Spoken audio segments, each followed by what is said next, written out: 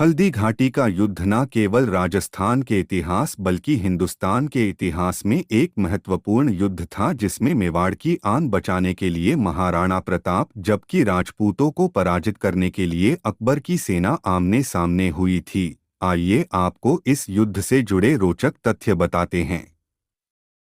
हल्दी घाटी का युद्ध इसलिए हुआ था क्योंकि महाराणा प्रताप ने अकबर की अधीनता स्वीकार करने से मना कर दिया था, जबकि उस समय तक राजस्थान के सभी राजाओं ने अकबर के आगे समर्पण कर दिया था। महाराणा प्रताप का गौरव और ख्याति इसलिए भी अधिक है क्योंकि आधे से ज्यादा हिंदुस्तान पर शासन करने वाले मुगलों से उन्होंने केवल अपनी मातृभूमि को बचाने के लिए संघर्ष किया, जबकि उनके पास बल कम था।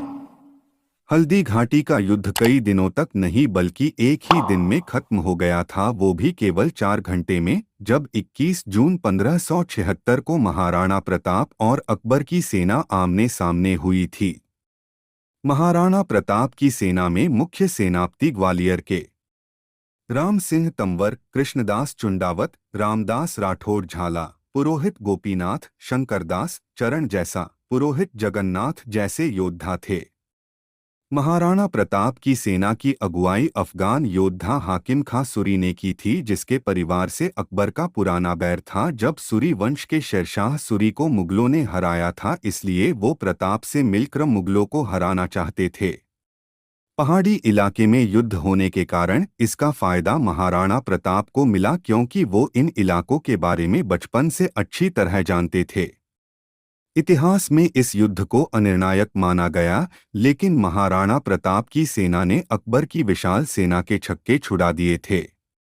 हल्दी घाटी के युद्ध में महाराणा प्रताप की सेना से उनके सेनापति हाकिम खासुर, डोडिया भीम, मानसिंह झाला, रामसिंह तंवर और उनके पुत्र सहित अनेकों राजपूत योद्धा शहीद हुए, जबकि अकबर की सेना से मान सिंह के अलावा सभी बड़े योद्धा मारे गए थे।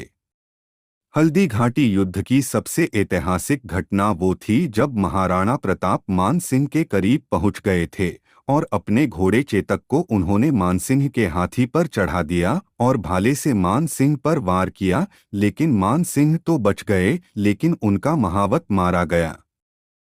चेतक जब वापस हाथी से उतरा तो हाथी की सूंड में लगी तलवार से चेतक का एक पैर बुरी तरह घायल हो गया।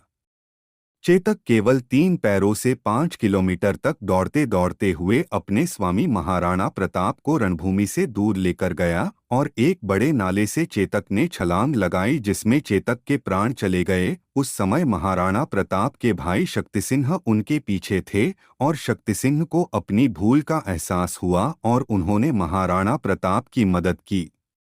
दूसरी तरफ महाराणा प्रताप के रण से चले जाने पर उनके स्थान पर उनके हमशक्ल झाला मान सिंह ने उनका मुकुट पहनकर मुगलों को भ्रमित किया और रण में कूदे पड़े। मुगल उनको प्रताप समझकर उन पर टूट पड़े और इसमें झाला मान सिंह शहीद हो गए।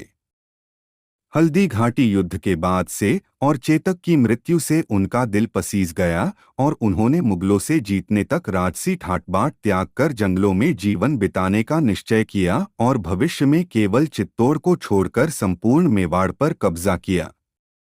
हल्दी घाटी में स्थित महाराणा प्रताप संग्रहालय में आप उन सभी घटनाओं का चित्रण देख सकते हैं जो युद्ध के दौरान घटी थी। वर्तमान में इसका टिकट 80 रुपये प्रति व्यक्ति है, जिसमें आपको महाराणा प्रताप के जीवन पर बनी 10 मिनट की एक एनिमेटेड फिल्म, उनके जीवन से जुड़ी झांकियां और प्राकृतिक दृश्य का आनंद ले सकते हैं।